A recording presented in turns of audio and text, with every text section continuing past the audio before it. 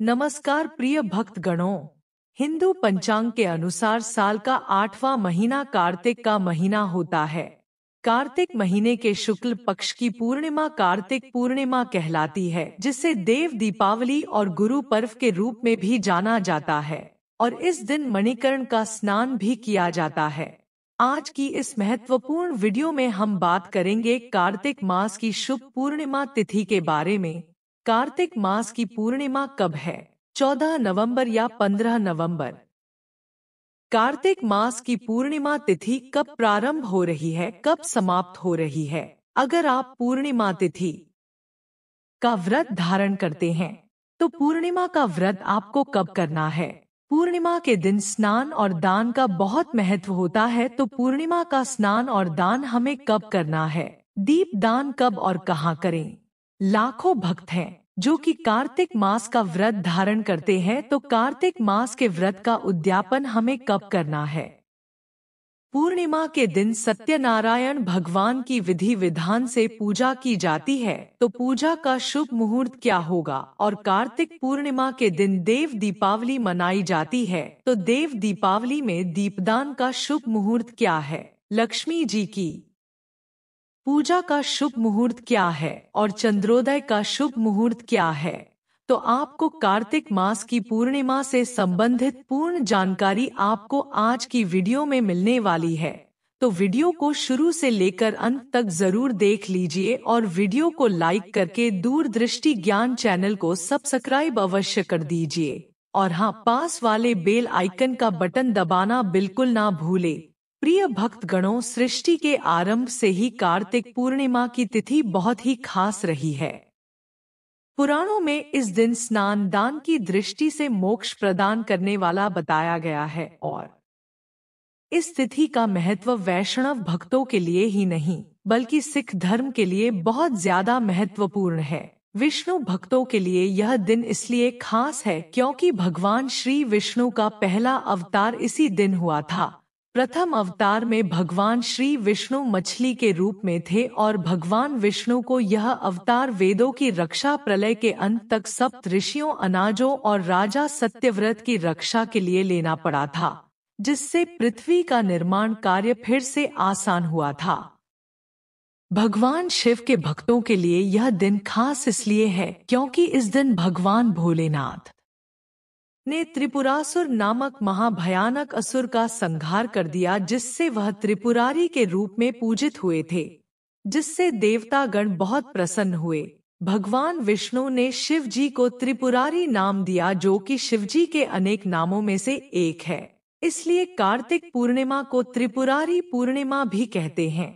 सिख धर्म में कार्तिक पूर्णिमा के दिन को प्रकाश उत्सव के रूप में मनाया जाता है, क्योंकि इस दिन सिख संप्रदाय के संस्थापक गुरु नानक देव जी का जन्म हुआ था। इस दिन सिख धर्म के लोग सुबह स्नान कर गुरुद्वारे में जाकर गुरुवाणी सुनते हैं और नानक जी के बताए हुए रास्ते पर चलने की शपथ लेते हैं, जिसे गुरु पर्व भी कहा जाता है। इस तरह से यह एक दिन एक नहीं बल्कि बहुत सारी वजह से खास है।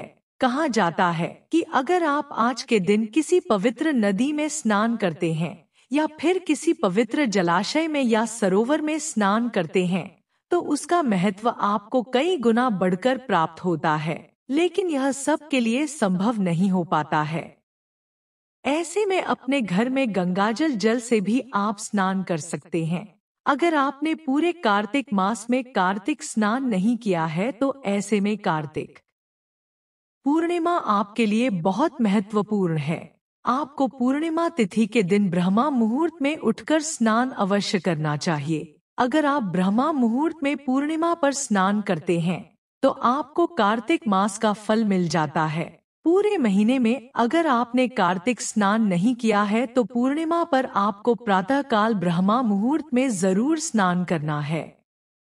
वैसे तो कहा जाता है कि कार्तिक मास में प्रत्येक दिन किसी नदी में स्नान करना चाहिए, और अगर ऐसा नहीं कर पाते हैं तो कम से कम किसी पवित्र दिन पर, जैसे कि पूरे महीने में 3 दिन, अवश्य ही किसी पवित्र नदी में स्नान करना चाहिए।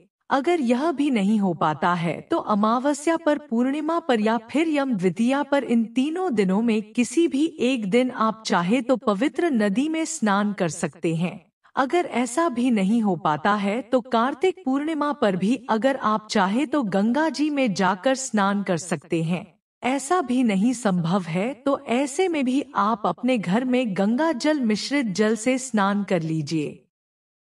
जितना हो पाता है उतना तो आप कर ही सकते हैं। कार्तिक पूर्णिमा पर अगर आप विधि विधान से भगवान श्री हरि विष्णु की, माता लक्ष्मी की आराधना करते हैं, ब्रह्मा मुहूर्त में स्नान करते हैं, ब्राह्मण को दान दक्षिणा देते हैं या फिर ब्राह्मण को घर बुलाकर भोजन करवाते हैं और उन्हें जरूरत की सामग्रियों का दान करते हैं, तो इससे आपको कई गुना पुण्य फलों की प्राप्ति होती है। कार्तिक पूर्णिमा बहुत महत्वपूर्ण है।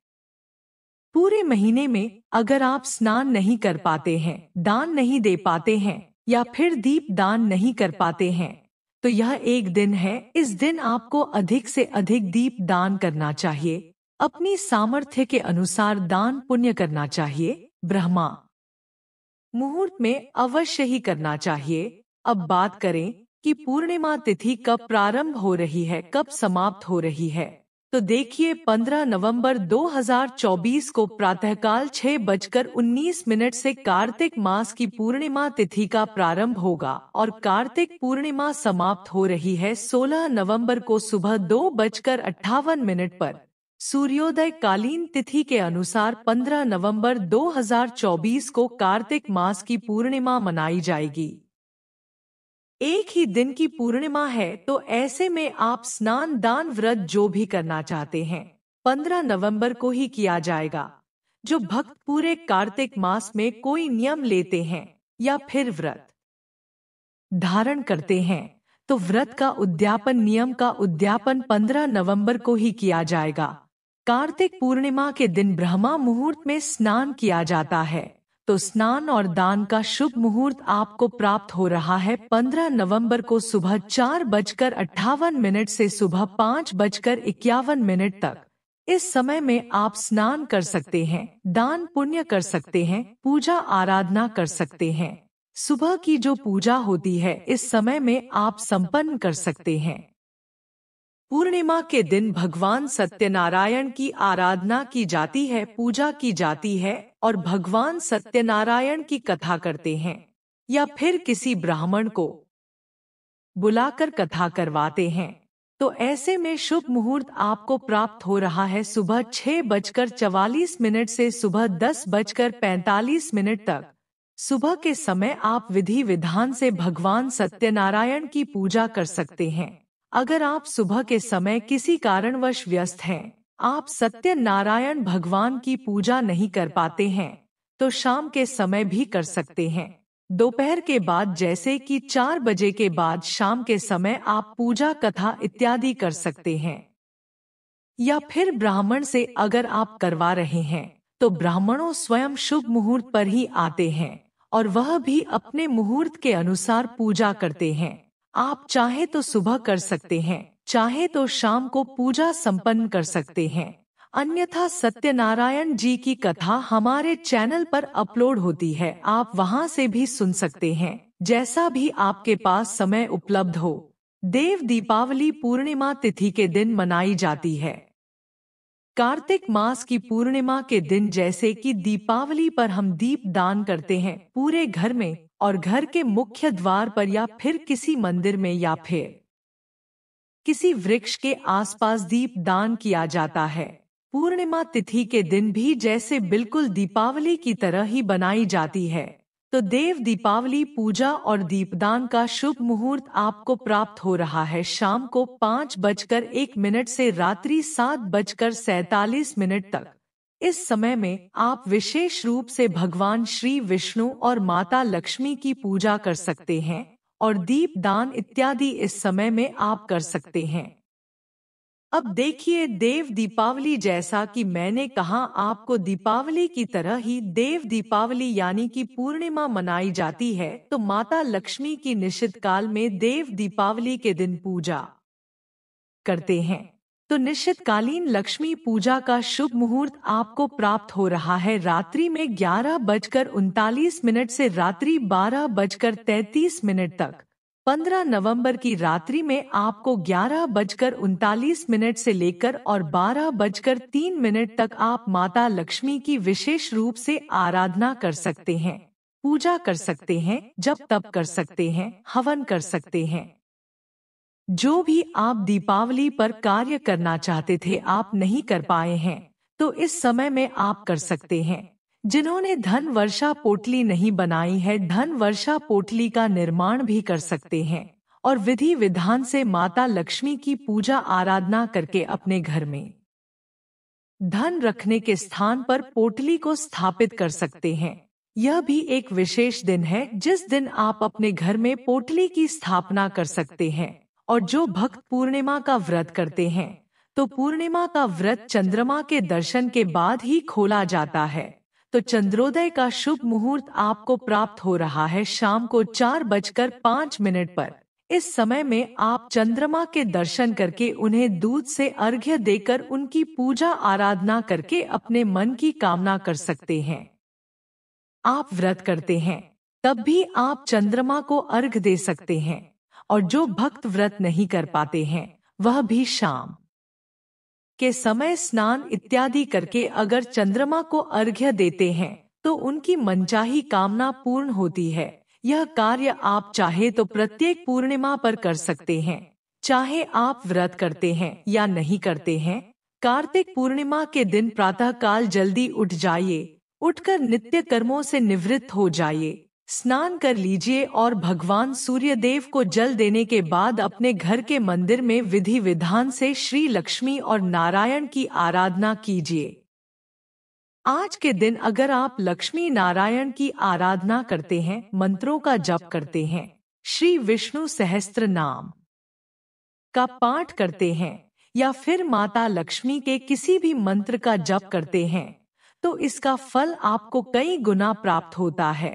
बड़ा शीघ्र ही आपको इसका फल मिल जाता है, क्योंकि पूर्णिमा शब्द का मतलब ही होता है मन की कामनाओं को पूर्ण करने वाली तिथि।